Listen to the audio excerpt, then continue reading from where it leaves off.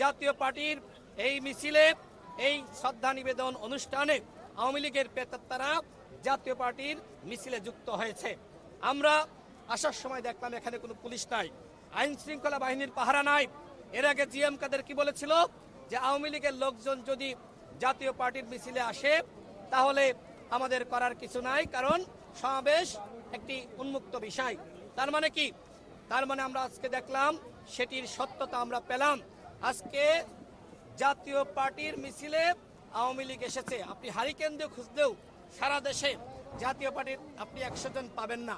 অথচ আমরা দেখলাম 500-600 মানুষ নিয়ে আজকে জাতীয় পার্টি শ্রদ্ধা নিবেদনের নামে আজকে তারা সাংগঠনিকভাবে ফিরে আসার একটি চক্রান্ত করছে।